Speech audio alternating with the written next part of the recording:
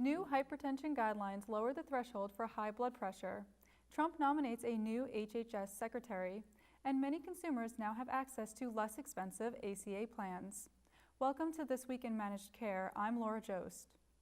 The threshold for high blood pressure is lower than it used to be. At the American Heart Association scientific sessions, new hypertension guidelines were presented that now mean about half of Americans have high blood pressure, up from 1/3. The starting point for high blood pressure will now be 130/80.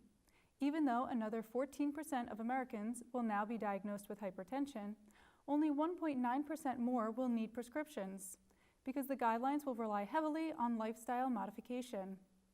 Key changes in the guidelines are: blood pressure of 120 to 130/80 is now considered elevated. Lifestyle intervention is recommended.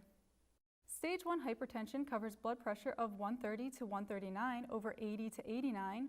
Lifestyle intervention is generally recommended. Medication is recommended for patients with an elevated risk of atherosclerotic cardiovascular disease. Stage 2 hypertension begins at blood pressure of 140/90. Both lifestyle intervention and medication are recommended. Dr. Paul Welton, chair of the Guidelines Committee, spoke to AJMC about how the new guidelines emphasize the need for measuring blood pressure out of the doctor's office. So measurement's very important. Obviously, we're going to make key decisions to label somebody as having high blood pressure and to maybe instigate therapy, lifestyle or drugs.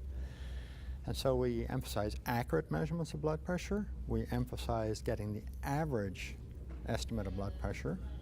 And we emphasize out-of-office blood pressure measurements because we realize that what you get in the office is a very narrow window on what the body sees. And so it's important to get out-of-office measures to confirm the diagnosis of hypertension in the office and to recognize white coat hypertension or to recognize, more importantly, masked hypertension.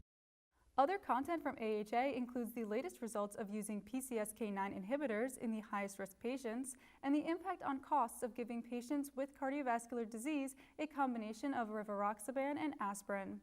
For more coverage from the 2017 AHA scientific sessions, visit ajmc.com.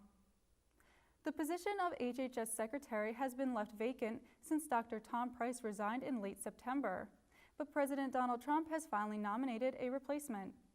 Alex Azar is a former executive with Eli Lilly, and he had been the rumored frontrunner. During his trip to Asia, Trump tweeted out the nomination. Previously, Azar had been a deputy secretary at HHS during George W. Bush's administration. He also clerked for the late Supreme Court Justice Antonin Scalia. Azar's Senate confirmation will likely include tough questions about drug pricing and his ability to regulate his former industry. He has also been an outspoken critic of the Affordable Care Act, which may be a sticking point with Democrats. Senate Minority Leader Chuck Schumer said in a statement, "The next Health and Human Services Secretary must demonstrate a commitment to lowering Americans' healthcare premiums, not sabotaging the Affordable Care Act and our healthcare system with reckless actions that hurt families." I look forward to reviewing the nomination of Mr. Azar. Many Americans might actually find it easier to afford their health coverage under the Affordable Care Act in 2018.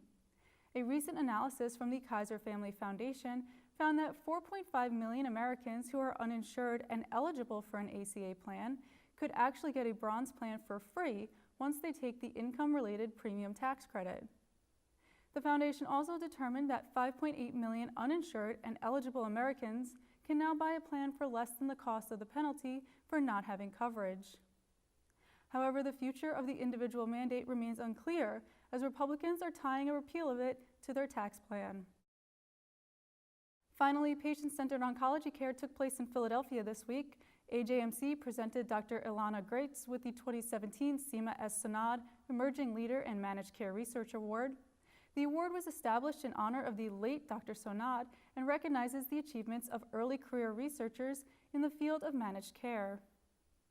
During his keynote at PCOC, Dr. Michael Kaloge highlighted the rising burden of cancer care costs on healthcare overall and recommended ways by which oncologists can ease some of the costs while still infusing value into the care equation. For coverage from PCOC, visit ajmc.com. For all of us at the Managed Markets News Network, I'm Laura Jost. Thanks for joining us.